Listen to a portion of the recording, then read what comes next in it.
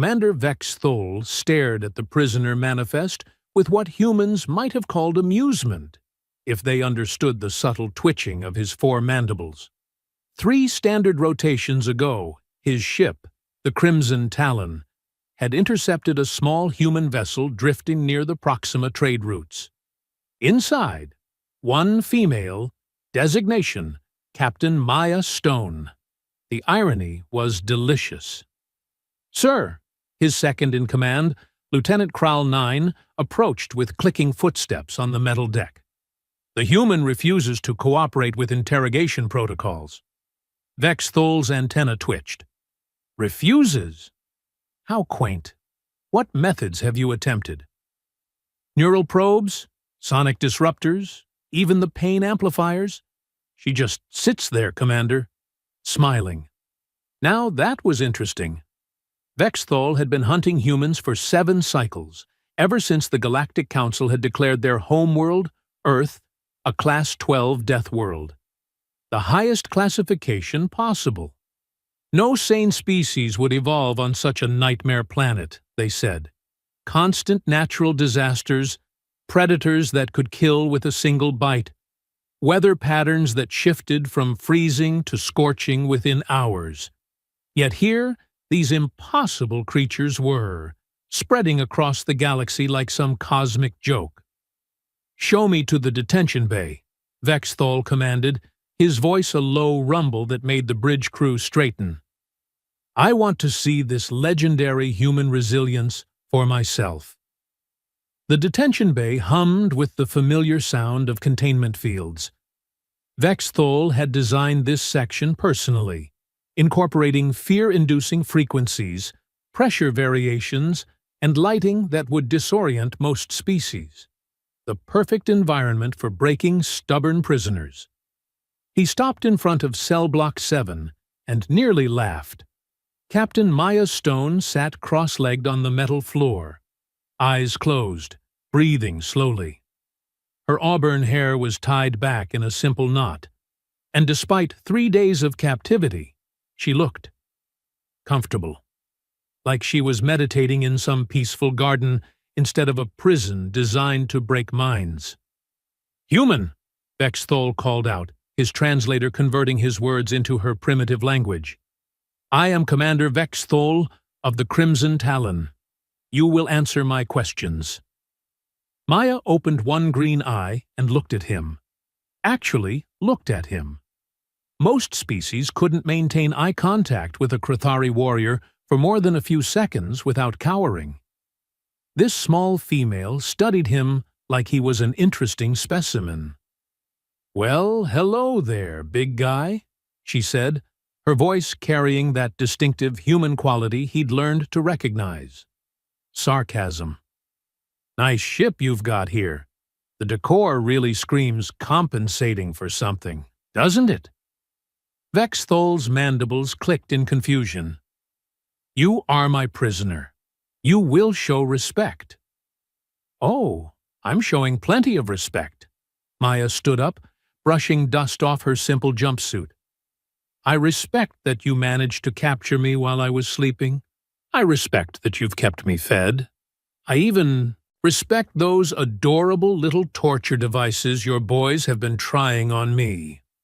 "Torture devices?" Vex Thol stepped closer to the containment field. "Those are sophisticated interrogation tools, refined over centuries to break the strongest minds in the galaxy." Maya tilted her head, and for a moment Vex Thol saw something flicker in her eyes, something that made his secondary hearts skip a beat. "Oh, sweetie," she said, and the temperature in the detention bay seemed to drop several degrees. "Where I come from, we call that Tuesday." The commander's antenna flattened against his skull. This was not going according to plan. "Your homeworld is a death world, human. We know of its dangers. Your species' tolerance for pain is documented." "Documented by whom?" Maya asked, walking to the front of her cell. The containment field hummed between them, but somehow Vexthol felt like she was the one holding him prisoner. Have any of your searchers actually been to Earth? Of course not. No civilized being would set foot on that nightmare planet. Maya's smile grew wider, and Vexthol realized with growing unease that humans had far too many teeth. That's what I thought, she said. You know, back home, we have a saying. You can't understand the ocean by looking at a drop of water. Primitive philosophy means nothing here, human. You are alone, light years from your precious Deathworld. Your ship is destroyed. Your crew, if you had one, assumes you are dead. What could you possibly hope to accomplish?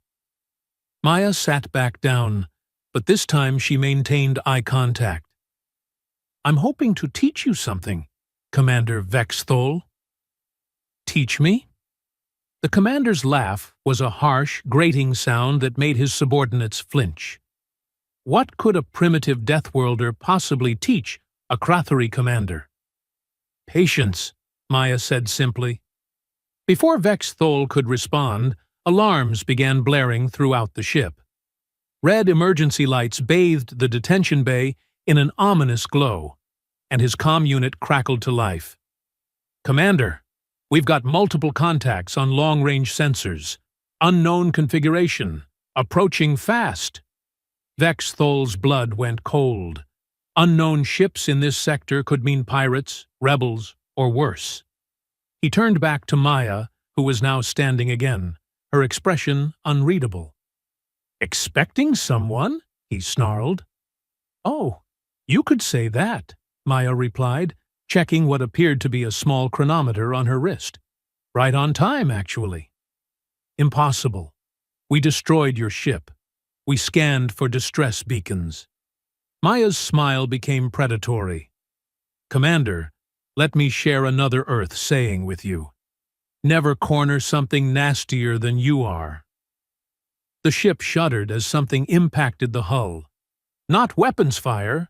Something had physically struck the Crimson Talon. Sir, Lieutenant Kral 9's voice echoed through the comm. We're being boarded. Multiple breach points. They're using some kind of. They're cutting through our hull like paper. Vexthol's 4 eyes widened. Krathari battle steel was among the strongest materials in the galaxy. What could cut through it so easily? Who are they? He demanded, both to his lieutenant and to Maya.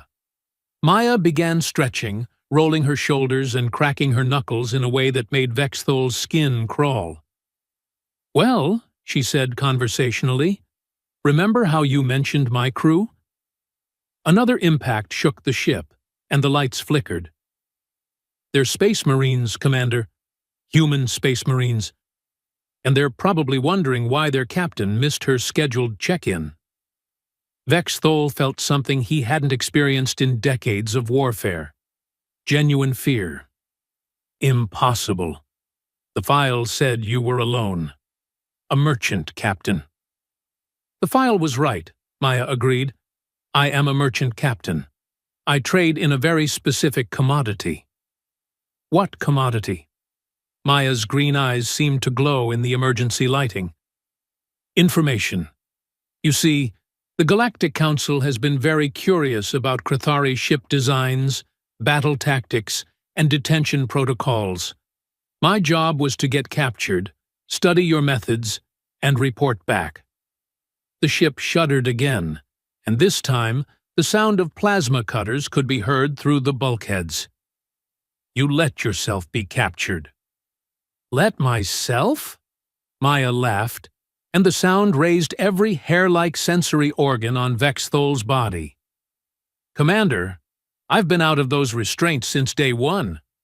Your sophisticated locks? A 10-year-old from Earth could pick them.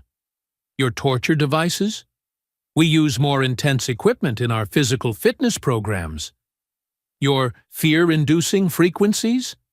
They're actually quite relaxing. Remind me of whale songs. She walked to the wall of her cell and pressed her hand against a seemingly random spot. A hidden panel slid open, revealing a small communication device. Maya to Reaper Squad. I'm in Detention Base 7. The commander is with me. How's the welcoming party going? A gruff male voice responded immediately. Maya, thank the void you're alive. We've secured sections 1 through 4. Minimal resistance. These bug boys fold faster than origami. Copy that, Sergeant Banks. Try to keep some alive for questioning. Command wants intel on their fleet positions. Roger, Captain. ETA to your position.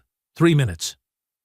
Maya closed the panel and turned back to Vex Thol, who was staring at her in shock. You've been free this entire time? Free as a bird, she confirmed. Though I have to say, your hospitality has been terrible. The food tastes like recycled boot leather, and don't get me started on the sleeping arrangements. But why? Why stay imprisoned if you could escape? Maya's expression grew serious.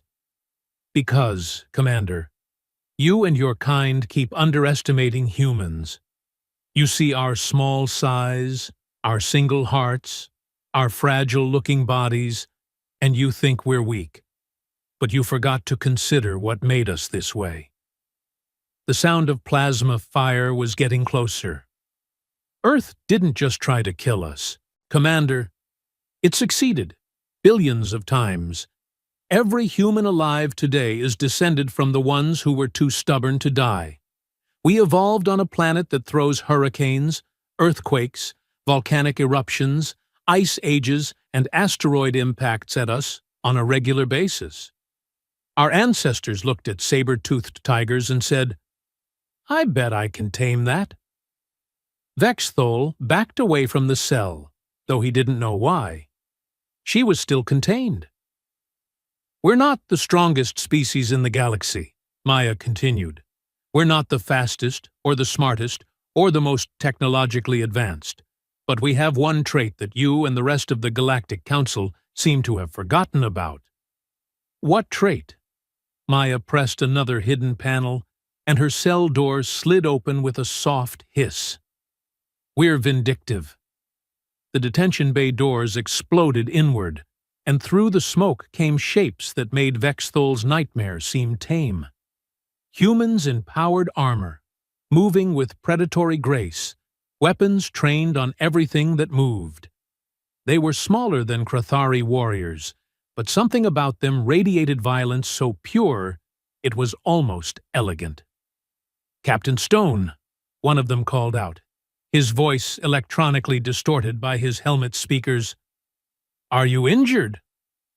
Not a scratch, Sergeant, Maya replied, stepping out of her cell. Though I am a bit disappointed. I was expecting these Krathari to be more impressive. She walked over to Vex Thol, who found himself unable to move. Fear, confusion, and wounded pride warred in his mind. You want to know the really funny part, Commander? Maya asked, stopping just outside his reach. Humans aren't even considered particularly dangerous on Earth. We're somewhere in the middle of the food chain. You want to see what a real Earth predator looks like? She gestured to one of the Marines, who reached into a container on his belt and pulled out a small, furry creature with large eyes and pointed ears. This is a domestic cat, Maya said. We keep them as pets, companion animals. They're small, adorable, and humans across the galaxy share pictures of them for entertainment. The cat looked at Vex Thol with golden eyes, and the commander felt his soul shrivel. That harmless little creature, Maya continued, is responsible for the extinction of over 60 species on Earth. Cats kill for fun, Commander. They don't eat what they catch half the time. They just enjoy the hunt. She picked up the cat, which began making a strange rumbling sound. And we thought they were so cute. We brought them with us to the stars. The rumbling grew louder, and Vex Thol realized the creature was expressing contentment, while staring at him like he was prey. Now, Maya said, her voice taking on a businesslike tone. "I have some questions for you, Commander. And unlike your methods, mine actually work." She sat down in the chair that had been brought for interrogators, still holding the small predator. "Sergeant Banks, please escort the good Commander to interview room 1. I think it's time we had a proper chat." As the armored Marines flanked him, Vexthol found his voice. "Wait, I don't understand. If your species is so dangerous, why haven't you conquered the galaxy?" Maya looked up from scratching behind the cat's ears. "Who says we haven't?" The implication hit Vexthol like a meteor strike. The trade agreements, the peaceful human colonies, the merchant vessels that seemed to be everywhere. "Oh, Void preserve us," he whispered. Maya's smile was gentle, almost kind, which somehow made it infinitely more terrifying. "Don't worry, Commander. Humans are actually quite reasonable. We don't want to rule the galaxy. We just want to make sure nobody else does either." As the Marines led him away, Vexthol heard Maya speaking to her sergeant. "Make sure he's comfortable, Banks. And get him some real food. That processed stuff they've been feeding me would be considered cruel and unusual punishment back home." "Copy that, Captain. What about the rest of the crew?" "Standard protocol. Anyone who cooperated gets a ride home and a good reference. Anyone who didn't—" Maya paused, and her voice took on that casual tone humans used when discussing violence. "Well, let's see how they handle a taste of their own medicine." The detention bay doors closed behind them, but Vexthol could still hear that creature's satisfied rumbling. He was beginning to understand why the galaxy's most successful predators had decided to keep humans as pets. Actually, he was starting to suspect it might be the other way around. Interview Room 1 aboard the Crimson Talon had been designed to intimidate. Harsh lighting, uncomfortable seating, walls that seemed to close in on whoever sat opposite the interrogator. Now, Vexthol found himself on the wrong side of his own psychological warfare. Captain Maya Stone entered carrying 2 steaming cups, and that damned cat still purring in the crook of her arm. She'd changed from her prison jumpsuit into what appeared to be a casual uniform, complete with rank insignia that made Vexthol's eye stalks twitch. "Coffee?" she offered, setting 1 cup in front of him. "It's from Earth.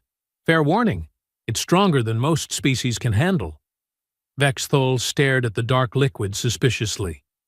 "Is it poisoned?" "Commander," Maya laughed, settling into her chair with fluid grace.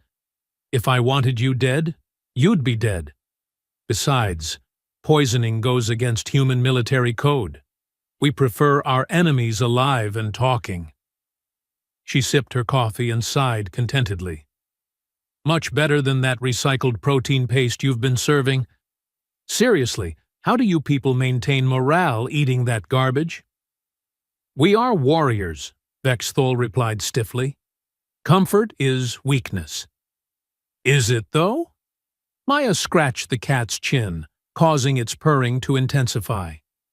"Because, from what I've observed, your crew seems pretty miserable.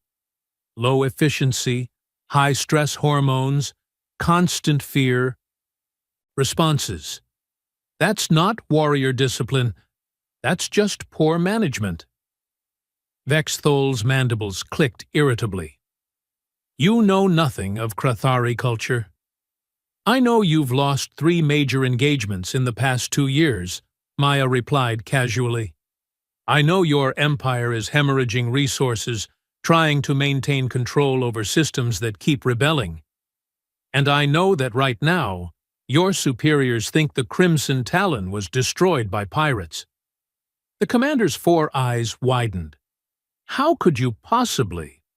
Because, my confused friend, we sent the distress signal ourselves. Amazing what you can accomplish, with a basic understanding of Krathari communication protocols. Maya leaned back in her chair. Your high command received a garbled transmission about engine failure, reactor breach, and hull decompression. Very tragic. No survivors. Vexthol felt his secondary hearts stop beating entirely. You've made us disappear. Temporarily. Think of it as extended shore leave. Maya's smile could have powered a small star. Your crew is currently enjoying human hospitality aboard our support vessels. Real food, comfortable quarters, entertainment systems that don't require mandatory patriotic indoctrination every 6 hours. They would never betray the Krathari Empire. Betray? Commander, we're not asking them to betray anyone. We're just showing them how the other half lives. Did you know that Lieutenant Kral 9 has never seen a sunset without atmospheric processors? Or that your engineering chief, Mox 7, has been writing poetry in secret for 20 years? Vexthol blinked in confusion. Poetry? Mox 7 writes poetry? Beautiful stuff, actually. Very melancholy. Lots of imagery about freedom and natural beauty. Your communications officer, Lev 3, has been learning to paint. Turns out she's quite talented. The revelation hit Vexthol like a plasma torpedo. His crew, his disciplined, loyal warriors, had hidden depths he never suspected. But that's impossible. The Empire trains us to focus only on duty, honor, conquest. And look how well that's working out for you, Maya interrupted gently. When was the last time you were genuinely happy, Commander? The question caught Vexthol off guard. Happy? Warriors didn't concern themselves with happiness. They lived for battle, for glory, for the expansion of the Empire, didn't they? I don't understand the relevance of that question. Maya set down her coffee cup and leaned forward. Commander, let me tell you something about humans. We tried the whole warrior culture thing for thousands of years. Endless wars, conquest, glory through violence. You know what we learned? That you were weak. That we were stupid. Maya's voice carried a weight of experience that made Vexthol's antenna flatten. All that fighting, all that death. And for what? More fighting and more death. It wasn't until we started working together, sharing resources, actually talking to each other, that we became dangerous. She gestured to the walls around them. You call us a Deathworld species, but the truth is, Earth stopped being a Deathworld the moment we decided to stop fighting each other and start fighting the planet instead. Fighting the planet? Maya grinned, and Vexthol was reminded again of just how many teeth humans had. Hurricanes? We developed weather control systems, earthquakes, seismic dampeners, volcanoes, geothermal energy conversion. We didn't conquer our world, Commander. We made friends with it. The cat in her arms stretched, extending claws that looked far too sharp for such a small creature. The really beautiful part, Maya continued, is that once we stopped spending all our energy killing each other, we had time to think, to invent, to explore.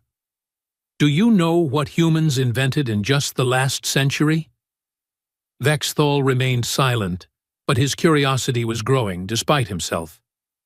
Faster-than-light communication, gravity manipulation, medical nanites that can cure genetic diseases, terraforming technology that can transform dead worlds into gardens.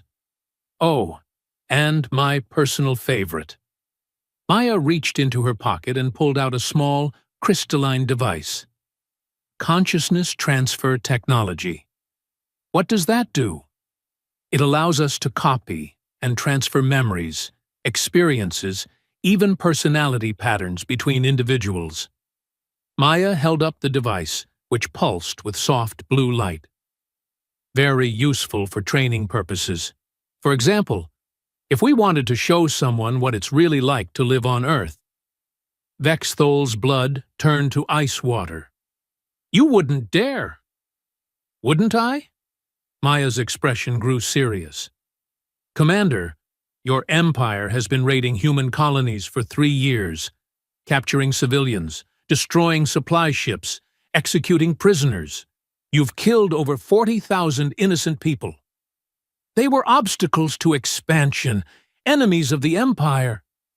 Maya's green eyes hardened. They were families, Commander.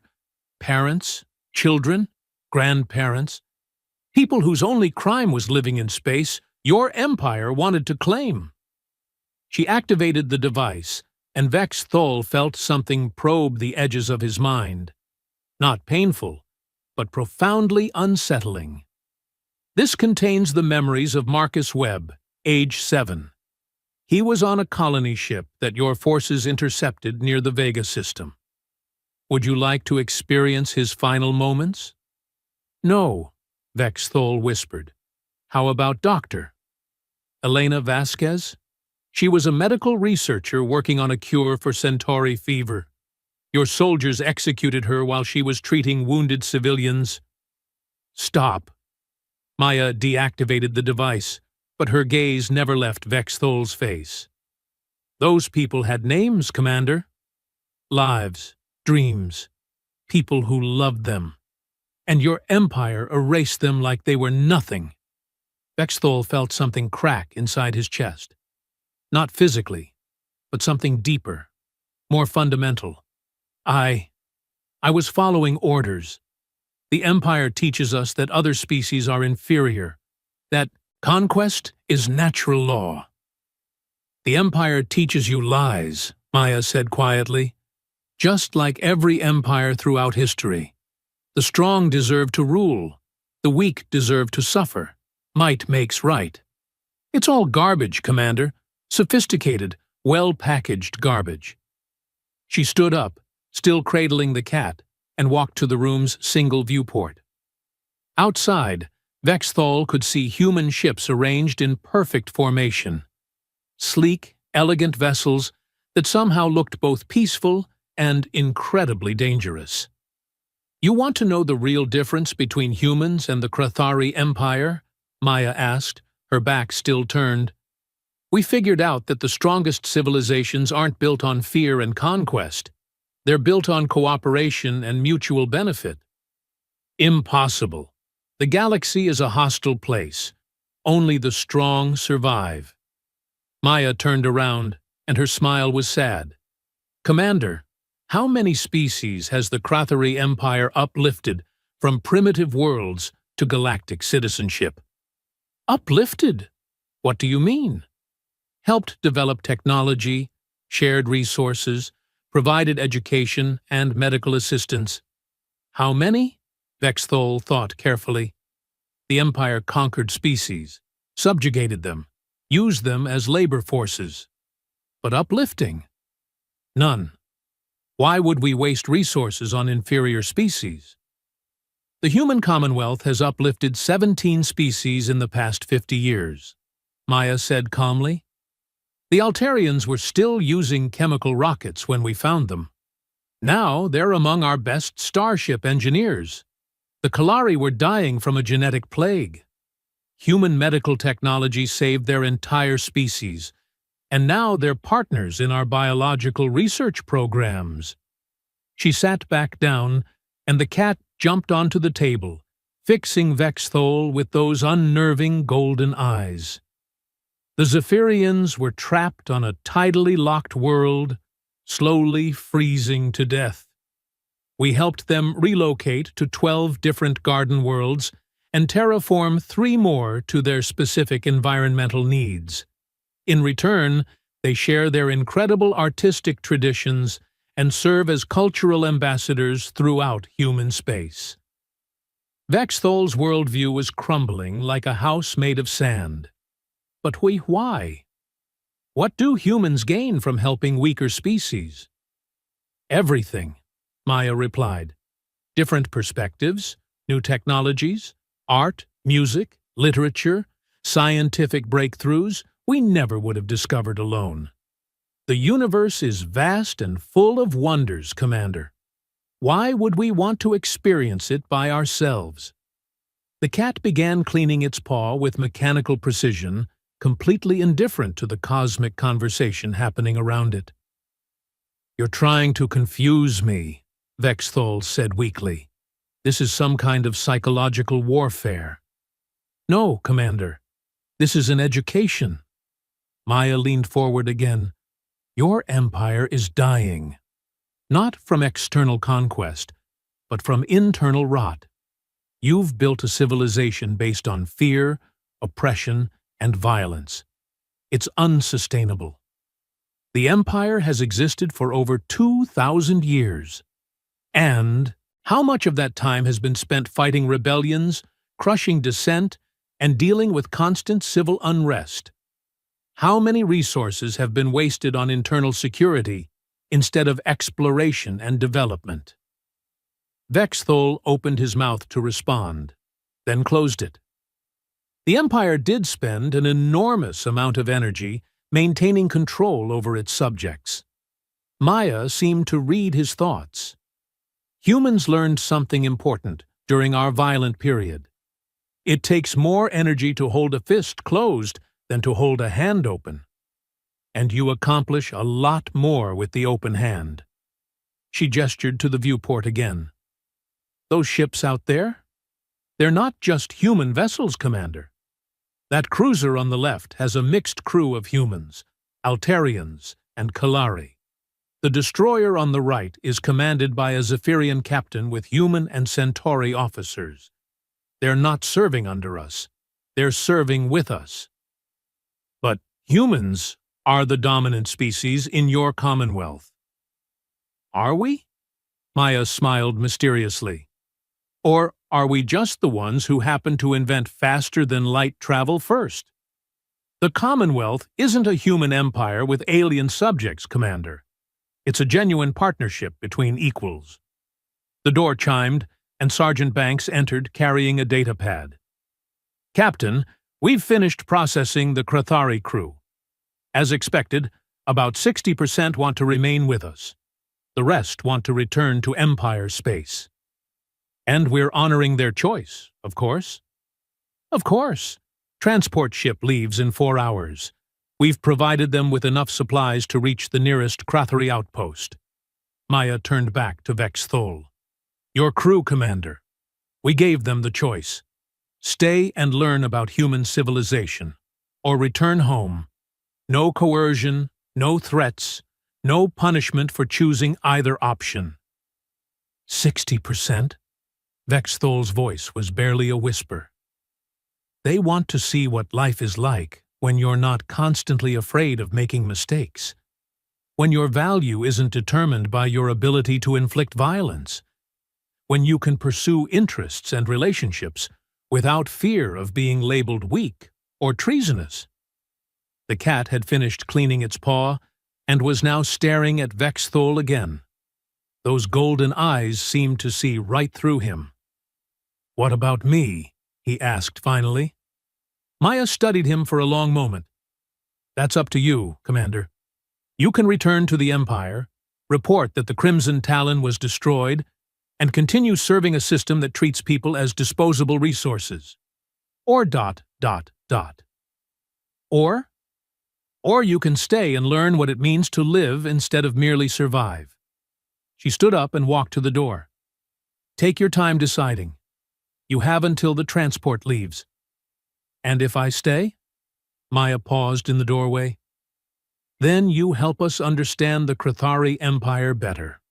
Not for conquest or espionage, but so we can figure out how to help your people transition to something better.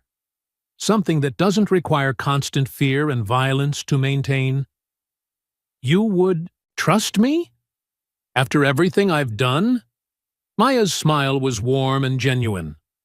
"Commander, humans have a saying. It's never too late to become the person you should have been. Your past doesn't define your future unless you let it." She left, taking the cat with her, and Vexthol was alone with his thoughts. Through the viewport, he could see Krathari crew members boarding human shuttles. Some looked excited, Others appeared nervous but hopeful. All of them were choosing their own path for perhaps the first time in their lives. Vexthol thought about Lieutenant Kral 9's poetry, about Mox 7's secret artistic pursuits, about his own question that had never occurred to him before. When was the last time he had been genuinely happy? He couldn't remember. But maybe, just maybe, it wasn't too late to find out. The transport would leave in 4 hours.